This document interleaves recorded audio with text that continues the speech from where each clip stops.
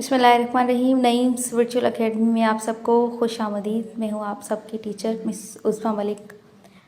Urdu grammar میں حاضر ہیں. میں امید کرتی ہوں آپ لوگ بور نہیں ہوئیں گے. اس سے پہلے ہم 2 لیکچرز میں پڑھ چکے ہیں علم بیان کی 3 اقسام اور اس کے علاوہ اصناف سخن جو شعری اصطلاح میں جسے کہا جاتا ہے مطلع، مقطع، ردیف، قافیہ. اور اس کے ساتھ ہم نے جو علم بیان کی جو 4 رکن پڑھے تھے، ارکان جسے عناصر بھی کہتے ہیں، اجزاء ترکیبی بھی کہتے ہیں. میں الفاظ اسی لیے مختلف بولتی ہوں تاکہ اگر آپ کے MCQs میں آ جائیں، کل کو کوئی سوال آ جائے تو آپ یہ پریشان ہو جائیں کہ جی ہم نے تو اجزاء ترکیبی پڑھا تھا، یہ ارکان کہاں سے آ گئے، یا نامعلوم کہ ارکان کتنے ہوں، یا اجزاء ترکیبی اور اقسام بھی کہا جاتا ہے. تو اس لیے مختلف بولتی ہوں تاکہ آپ کو سمجھ آ جائے کہ اگر سوال آئے کہ علم بیان کے کتنی اقسام ہیں تو بھی 4، علم بیان کے کتنے عناصر ہیں تو بھی 4، علم بیان کے کتنے اجزاء ترکیبی ہیں تو بھی 4 ہی آپشن ہوگا. کون سے؟ 3 ہم کر چکے ہیں. میں دہرا دیتی ہوں تاکہ ہماری کلاس میں آپ لوگوں کو یہ جو چوتھا اس کی جو قسم ہے، رکن ہے، وہ بتاؤں تو اس سے پہلے ہم ریوائز کر لیں. پہلی ہے تشبیہ. ٹھیک ہے، یعنی کسی بھی انسان میں جو خوبی ہو، مجاز کو حقیقی طور پر بیان کرنا، مانند قرار دینا، وہ کیا ہے؟ وہ تشبیہ ہے. استعارہ کے معنی ادھار لینا، مستعار سے نکلا ہے. کسی کی خوبی، خامی کی وجہ سے اس انسان میں وہ خوبی مستعار لینا، اس جیسا قرار دینا استعارہ ہے.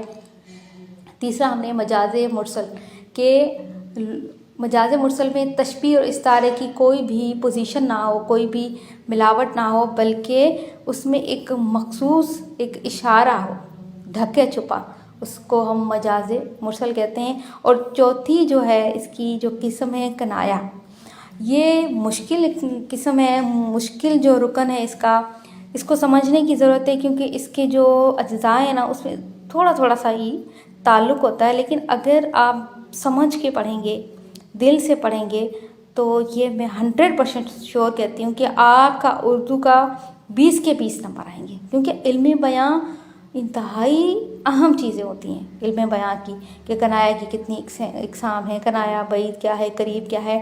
اچھا، ویسے کنایا کی تو بہت کافی اقسام ہے، لیکن جو اس کی موسٹ امپورٹنٹ اقسام جو ہیں وہ 6 ہیں. ٹھیک ہے، اس 6 کو بھی آگے ہم بیان کریں گے. پہلے ہم پڑھتے ہیں کہ کنایا ہے کیا. کنایا کے لغوی معنی ہے اشارہ کرنا یا بات پوشیدہ کرنا، یعنی بات کو پوشیدگی سے بیان کرنا، اشارتاً کوئی بات کرنا. جبکہ اصطلاحی معنوں میں ہم یہ دیکھیں گے کنایا سے مراد یہ ہے کہ کسی لفظ کو اس کے مجازی معنوں میں اس طرح سے استعمال کرنا کہ اس کے مجازی معنی بھی مراد لیے جائیں اور اس کے ساتھ ساتھ حقیقی معنی بھی مراد لیے جائیں. یعنی کنایا وہ ہے کہ اگر ہم کوئی بھی جملہ بولیں، کوئی شعر بولیں تو اس کے مجازی معنی تو سمجھ آئیں، لیکن ساتھ میں اشارتاً، پوشیدہ اشارتاً اس کے حقیقی معنی بھی ہوں. مثال لیتے ہیں، جیسا کہ لفظ ہے آب حرام. آب حرام کا اصل جو معنی ہے وہ ہے شراب کے، لیکن اگر اس کے مجازی معنی ہیں شراب کے، لیکن اگر اس کے حقیقی معنی دیکھیں تو اس کے معنی ہوں گے حرام پانی. آب پانی کو کہتے ہیں، حرام ممنوع چیز ہو معذرت کے ساتھ، یعنی ممنوع چیز کو ہم حرام کہیں گے. مجازی معنوں میں تو اس کو ہم نے شراب کہہ دیا کہ ایک شاعر کے ہاتھ میں یا فلاں کے ہاتھ میں جو ہے وہ آب حرام ہے تو آپ سمجھ جائیں اس کے ہاتھ میں شراب ہے. حقیقی معنی اس کے یہ ہوں گے حرام پانی. تو ہم حرام پانی تو نہیں کہہ رہے ہوتے، ہم اس کو کیا کہہ رہے ہوتے ہیں؟ آب حرام، یعنی کہ اس کے پاس شراب ہے. مجازی معنوں میں آب حرام، جبکہ اس کی جو حقیقی معنی ہے حقیقت میں وہ ہے آب پانی. حرام کا مطلب ہوتا ہے حرام پانی. اچھا جی، کنایا کی جو 6 اقسام میں نے پہلے بتایا تعارف میں، اس کی اہم ترین ہے، جس میں پہلی جو 2 ہیں وہ سب سے اہم ترین ہے. وہ اکثر پرچے میں بھی آتے ہیں. یعنی کوئی بھی ٹیسٹ ہو، فیڈرل کا ہو، صوبائی ہو، اس کا اردو کا کوئی بھی پورشن ہوگا نا، اس میں گرامر کی کنائے کی پہلی 2 اقسام لازمی ہوتی ہیں۔ اس کی پہلی قسم ہے کنایا قریب، دیکھیں نام سے ہی ظاہر ہے قریب۔ دوسری اس کی جو قسم ہے کنایا بعید، اچھا اس کو کنایا بھی پڑھتے ہیں کنایا بھی پڑھتے ہیں، دونوں صورتیں پڑھی جا سکتی ہیں، اس میں کوئی مسئلہ نہیں ہے۔ اچھا اس کی تیسری ہے تلویح، چوتھی ہے تعریض، میں اس لیے بار بار بول رہی ہوں تاکہ آپ کو اس کا تلفظ سمجھ آ جائے، تعریض۔ اس کی 5ویں جو قسم ہے وہ رمز، چھٹی ہے ایما۔ کنایا قریب کو ہم ڈسکس کریں گے کہ کنایا قریب اصل میں کیا ہے۔ اس میں جو موصوف یعنی انسان، شخص، جو اس کی صفت ہوتی ہے وہ اس میں زیادہ واسطے نہیں ہوتے، یعنی کہ اگر ہم کسی بھی انسان کی کوئی خوبی بیان کرتے ہیں تو اس خوبی تک پہنچنے میں زیادہ واسطے کا مطلب ہے زیادہ مسائل نہیں ہوتے اور زیادہ غور و فکر نہیں کرنا پڑتا، عقل فوراً اس طرف متوجہ ہو جاتی ہے۔ یعنی اگر کوئی ہم جملہ بولیں گے تو آپ فوراً سمجھ جائیں گے کہ اچھا تو اس بات کا یہ مطلب ہے، تو وہ ہے کنایا قریب۔ اس کی مثال میں دے رہی ہوں، دامن میں آج میر کے داغ شراب ہے۔ دیکھیں اس میں داغ شراب کو مجازی معنوں میں استعمال کیا ہے، مطلب شراب پینا۔ یہ اگر ہم یہ کہیں کہ دامن میں آج میر کے داغ شراب ہے تو اس کا حقیقی معنی کیا ہوگا؟ آگے چلتے ہیں۔ اب دیکھیں داغ کا مطلب ہے داغ، دامن کا مطلب ہے دامن، لیکن اگر اس کے حقیقی معنی میں ہم یہ رائے لیں یا دیکھیں تو یہ جملہ ہوگا کہ دامن میں میر کے شراب گر گئی ہے، دامن پر، یعنی میر کے جو ہے نا دامن پر شراب گر گئی ہے اور شراب کا داغ ہے۔ چونکہ یہ فوراً سمجھ میں آتا ہے تو اس کو ہم کنایا قریب کہیں گے۔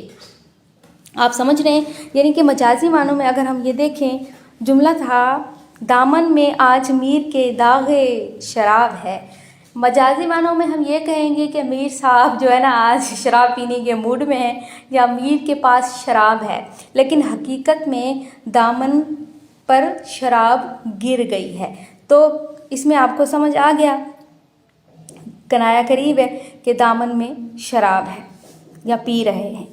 اچھا کنایا بعید، قریب کا جو تضاد ہے متضاد ہے وہ بعید ہے۔ اس میں اب دیکھ لیں، اس میں صفت اور موصوف کے درمیان زیادہ واسطے ہوتے ہیں، بہت ساری صفتیں ہوتی ہیں لیکن ذہن وہاں فوراً نہیں جاتا، کافی غور و فکر کرنا پڑتا ہے۔ مثال کے طور پر صبح آیا جانب مشرق نظر، صبح آیا جانب مشرق نظر، ایک نگار آتش خیز سر نکلا۔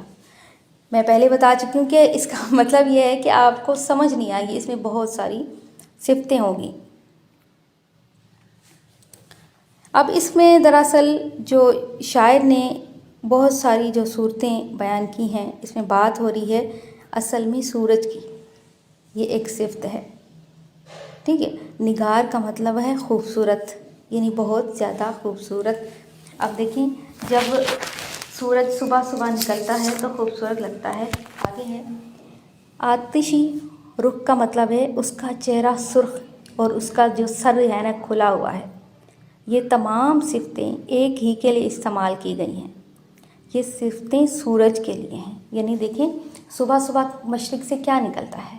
سورج، اس کا سر کھلا ہوتا ہے، آتش رنگ ہوتا ہے، اس کا چہرہ سرخ ہوتا ہے۔ یعنی اس میں ہم نے بہت ساری صفتیں بیان کر دی ہیں جس سے آپ بحث مطلب سمجھ سکتے ہیں کہ آیا یہ سورج کا ذکر ہو رہا ہے۔ اب آگے چلتے ہیں تلویح۔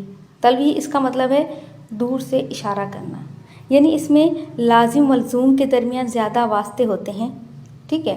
صفت اور موصوف کے درمیان بہت زیادہ واسطے ہونے کا مطلب یہ ہے کہ آپ کو جلدی سمجھ آ جاتا ہے، مطلب بے شک پوشیدہ ہو، لیکن اس میں ہمیں اس واسطے یعنی مجبوریوں کی جانب مطلب ایک سے زائد اس کے مختلف معنی لیے جا سکتے ہیں۔ مثال چولہا ٹھنڈا ہے۔ اب چولہا ٹھنڈا ہونے سے مراد کنجوسی ہے، ٹھیک ہے. اب اس کے درمیان زیادہ واسطے ہیں، جیسا کہ اس کا مطلب یہ بھی ہو سکتا ہے کہ کوئی لوگ جو ہے نا کھانا نہیں بناتے. اب اس کا مقصد یہ ہوتا ہے کہ کھانا نہ بنانے کا مقصد صرف یہ نہیں ہوتا کہ وہ ان کے پاس ٹائم نہیں ہوتا، ممکن ہے وہ کنجوس ہوں. یعنی اس میں آپ کو مختلف معنی سمجھ آ سکتے ہیں اور مختلف جو ہے نا اس کے معنی بن سکتے ہیں. چولہا ٹھنڈا ہونا کنجوس ہونے کی علامت ہے.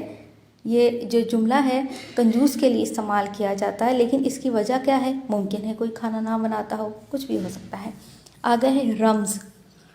آپ نے رمز کا مطلب ہے کوئی بھی اشارہ کرنا، اشارتاً کوئی پوشیدہ بات کرنا. آپ نے زندگی میں بھی بہت سارے لوگ دیکھے ہوں گے جو اردو کے نام بھی ہوں، کہتے ہیں یہ رمز تمہیں سمجھ نہیں آئے گا. رمز راز اشارہ، اس کو ہم یوں کہیں گے، رمز کنایہ کی وہ قسم ہے جس میں واسطے تو کم ہوں لیکن پوشیدہ بات تھوڑی زیادہ ہوتی ہے، کچھ سوچنا پڑتا ہے، عقل اس کو جلدی تسلیم نہیں کرتی. مثال کے طور پر میر تقی میر کا شعر ہے، کچھ کرو مگر اس دیوانے کی، کچھ کرو فکر اس دیوانے کی، دھوم ہے پھر بہار آنے کی. اس میں جو بہار کا آنا ہے اس سے مراد کیا سمجھتے ہیں؟ اس میں واسطہ ہے، ایک ہے، یعنی واسطہ اس میں زیادہ نہیں ہے لیکن مطلب چھپا ہوا ہے. یہاں بہار آنے سے مراد جنون کی زیادتی ہوتی ہے. آپ کو پتہ ہے کہ موسم بہار ہو، دسمبر ہو، فروری ہو، محبتوں کے مہینے میں شاعر کو ایک عجیب سا جنون چڑھتا ہے. تو یہ کیا ہو گئی؟ یہ کون سی مثال ہو گئی؟ یہ رمز کی ہے. یعنی اس میں بہار آنے کا مطلب یہ نہیں ہوتا کہ بہار آئی ہے، بلکہ اس میں یہ اشارہ ہے. رمز کا مطلب ہے اشارہ، چھپی ہوئی بات، کہ اس اشارہ ہے کہ بہار آ گئی ہے. تو اب شاعر جنون کی حالت میں ہوگا. لفظ بہار دراصل جنون کی زیادتی پوشیدہ ہے بہار میں، کہ جلدی جلدی ایک شاعر پر جو ہے نا جنون کی کیفیت چھا جاتی ہے. بہار آنے میں جو کیفیت ہوتی ہے اس کے لیے وہ کہہ رہا ہے کہ اس کی فکر کرو. میر تقی میر نے کہا ہے کہ ایک دیوانے کی فکر اس لیے کریں کیونکہ بہار ہے اور بہار کا آنا ایک عجیب سا جنون ہے. تو یہ کنایہ کی وہ قسم ہوگی، قسم نمبر 5، جس کو رمز کہا جاتا ہے. اب آگے آ جاتے ہیں تعریض. وہ تیسری قسم تھی.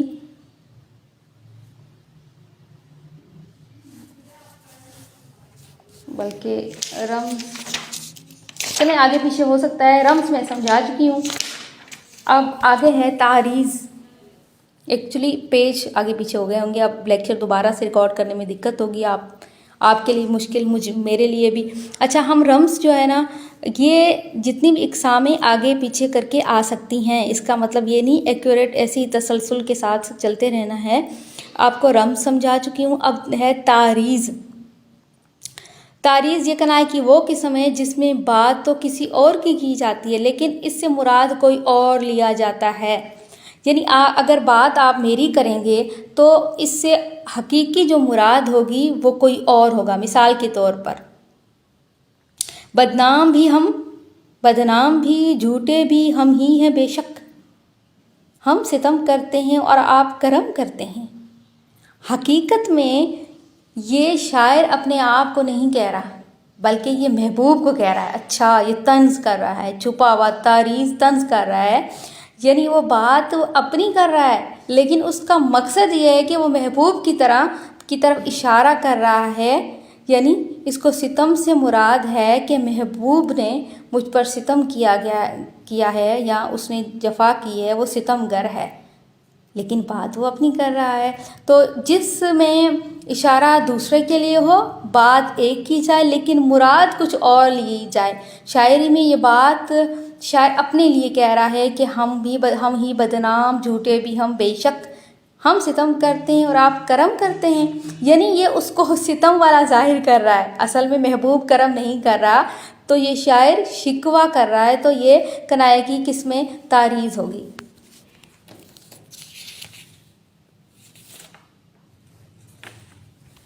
اچھا جی، کنایہ کی چھٹی جو قسم ہے وہ ہے ایما.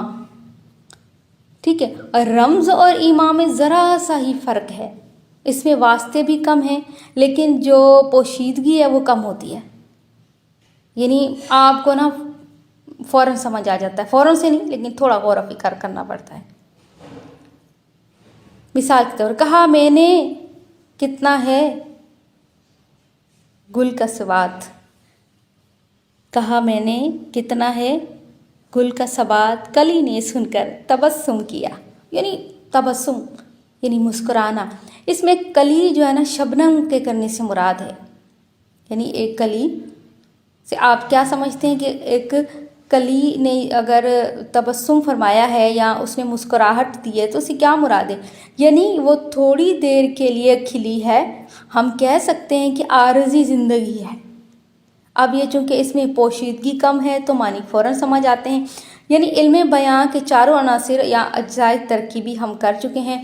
ایماں کے لیے دوبارہ سے میں آپ کو دہرا دیتی ہوں کہ علم بیاں کے جو کنایا کی قسم ہے چھٹی، جو کہ آگے پیچھے ہم کر سکتے ہیں، اس کا ایماں کا مطلب یہ ہوتا ہے اس میں پوشیدگی کم ہوتی ہے اور واسطے بھی کم ہوتے ہیں، وہ آپ کو فوراً سمجھ آ جاتی ہے، یعنی کسی بھی شعر کی آپ کو تشریح نہیں کرنا پڑتی، بنا تشریح کے آپ مطلب تک پہنچ جاتے ہیں کہ ایک کلی نے تبسم فرمایا ہے تھوڑی دیر، اور تھوڑی دیر کا مطلب ہے کہ زندگی عارضی ہے، مختصر سی ہے، کلی تھوڑی دیر کے لیے کھلی ہے اور اس کے بعد اس کا جو وقت ہے وہ پورا ہو چکا ہے۔ جی، علم بیاں کے ہم نے 4 عناصر مکمل کر لی ہیں۔ آپ کو کوئی بھی کسی بھی قسم کی کوئی مشکل ہو، کوئی دقت ہو، کسی لفظ کا مطلب آپ کو سمجھ نہیں آیا ہو تو آپ مجھ سے کانٹیکٹ کر سکتے ہیں تاکہ اس کو مزید بہتری سے اور آسان الفاظ میں سمجھایا جا سکے۔ ہونا تو یہ چاہیے تھا اور اصولی طور پر بھی کہ کنایا کیا ہے اور تلمیح کیا ہے، تشریح کیا ہے، اس لیے سمجھایا جاتا ہے شارٹ کٹ، لیکن میں چاہ رہی تھی کہ آپ لوگوں کو کنسیپٹ سمجھ میں آ جائے۔ کسی بھی لینگویج کو سیکھنے کا سب سے پہلا قاعدہ گرامر ہے، اور جتنے بھی ایم سی کیوز ہیں چاہے وہ ماسٹر لیول کے ہوں، صوبائی مطلب پوسٹ ہو، 16 گریڈ کے ہو، اگر اس میں اردو کا پورشن ہے تو اس میں گرامر لازمی ایڈ کیا جاتا ہے کیونکہ اردو کمپلسری ہے، وہ ہم سب کو آنی چاہیے۔ تو میں نے اسی لیے وضاحت سے آپ کو سمجھائی ہیں، اقسام بھی سمجھائی ہیں، جملے بھی سمجھائے ہیں۔ شاعری میں نے اس لیے اس میں ایڈ کی ہے کیونکہ جو ایم سی کیوز ہیں وہ زیادہ تر شاعری کی صورت میں آتے ہیں، وہ جملوں کی صورت میں نہیں آتے۔ کل میں نے آپ کو مجاز مرسل میں بھی اس کی صورتوں میں جملے بتائے تھے، لیکن آج میں نے شاعری بتائی ہے کیونکہ دیکھیں نا ایم سی کیوز میں کوئی شعر آ سکتا ہے اور آپ سے یہ پوچھا جا سکتا ہے کہ یہ علم بیاں میں کس رکن کی کون سی قسم ہے۔